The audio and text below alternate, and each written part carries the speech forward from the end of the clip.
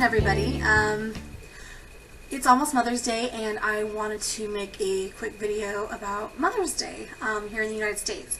I believe the UK already had their Mother's Day a couple of months ago, or a month or so ago, but I wanted to talk about it because I feel like motherhood is something that's very important to me, and I don't know, I just wanted to share some thoughts about it, maybe get your thoughts, and to also wish you all a happy Mother's Day, those who are watching who happen to be female. We just got back from town last night, so please forgive the mess behind me. There's tons of stuff everywhere because we just literally walked in at like 11 o'clock last night and then dropped, went to bed, and today I've been feeling just so worn out and tired and haven't felt like catching up with anything, so everything is just kind of where we left it. But so mothers. My mother just recently, well, she was really sick, and I was kind of scared that we might lose her for a while. And I mean, I love my mother, and even if she wasn't almost half dead the last couple of months, I still would feel the same way about her. My mother is one of the most compassionate, wonderful people. I mean, I honestly can't imagine anybody else being my mother, and I'm sure all of you feel the same way about your mothers. I mean, each mother is so special in her own individual way. Like, her children love her and adore her, at least I hope they do. And maybe those who maybe didn't have a good mother or didn't have a mother, maybe there's someone else in your life who was like a mother, or maybe they taught you the kind of mother that you should be instead of maybe the way that you shouldn't have been, But my mother, she's a nurse, and she's always been so kind and loving to the people that she works with. She works at a convalescent home for the elderly, and there's been many times where she's just, like maybe the family members weren't able to help care for the person as much or give them the things they needed. Or I know there was one woman who had family that was coming from far away. She was in a home that was further away from the family, and so my mom paid for her to get her hair cut and to get done so she would look nice and, be nice, look nice and feel nice for when her family came. Or, sometimes the older people, they needed clothes, and so out of her own paycheck she would purchase them some of the things that they needed, My mom has always been that kind of person. Okay. Very generous, very, I don't know, just such a good example. Like my father left us when we were 6, so my parents are divorced, and I don't know, my mother, she worked 2 jobs and went to school full-time to become a nurse while we lived with my grandparents, and I hardly ever saw her, but I know it's because she was working really hard to, build a good life for me and my siblings. I remember one time, and it's such a weird story because it's like this thing I hate but I love at the same time. When I was a kid, she gave me these like really cheap Halloween stamps. It was these little plastic stamps I think she got from Big Lots, or it used to be called Pick and Save, but now it's Big Lots, and I don't know if everybody in the United States has one, but yeah, that's where she got it from. It's kind of like a little bit more expensive than a dollar store, but kind of in that same vein. And it had like this little stamp pad that had felt, and I just thought they were like the most ugly, horrible things ever. But at the same time, like, I treasured that gift. And I treasured it because I knew she didn't have a lot of money. She couldn't even afford pantyhose, a candy bar, gum. She didn't have any money, and the money that she did have, she spent on me, because she was thinking of me and because she loved me. And I'm sorry if I start crying because I get very emotional sometimes, and I think I'm about to get a visit from Mother Nature, which makes it even worse.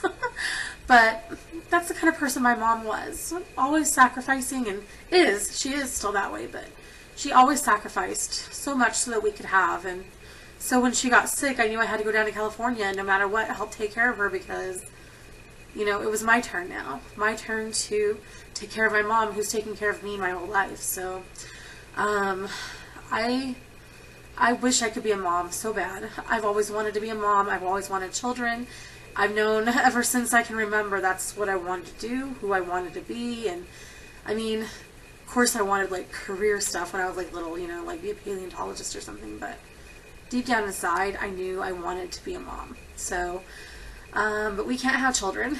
We found that out when we got married, and we've been trying for 6 long years, and we've gone through tests and things, and that's kind of what we've been told and we found out. And so yeah, we can't be parents the way that we we hoped we would.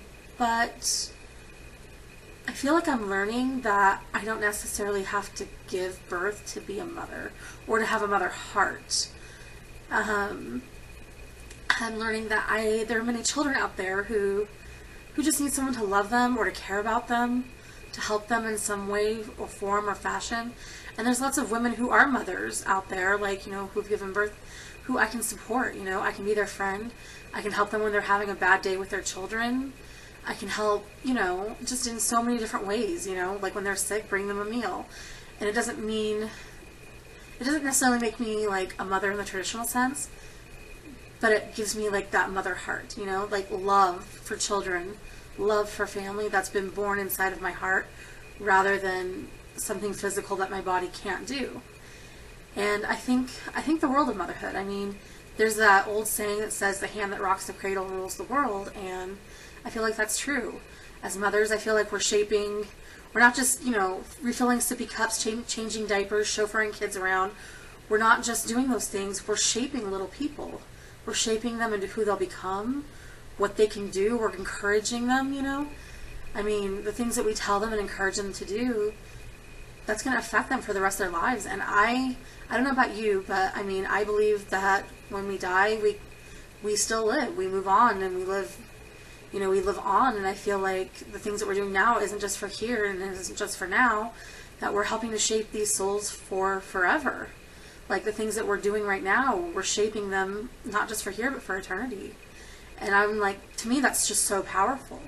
Like, what greater calling could anyone have than to shape little souls? To me, that's so important, you know. And I just wanted to wish all of you a very happy Mother's Day. Even those of you who don't have children, or for those of you who maybe have fur babies,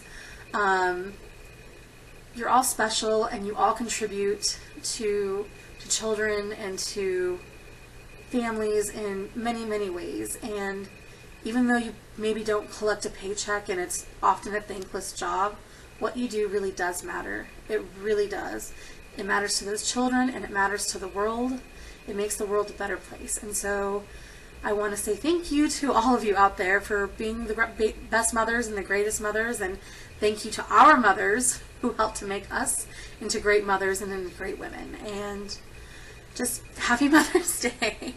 That's all I have to say, guys. I hope you guys have a great week, a beautiful weekend, a beautiful Mother's Day, and I will be uploading videos that I made in California probably in the next week. And sorry, everything's kind of out of order. I filmed a bunch of videos, but I didn't have time to edit anything because I was really busy taking care of my mom.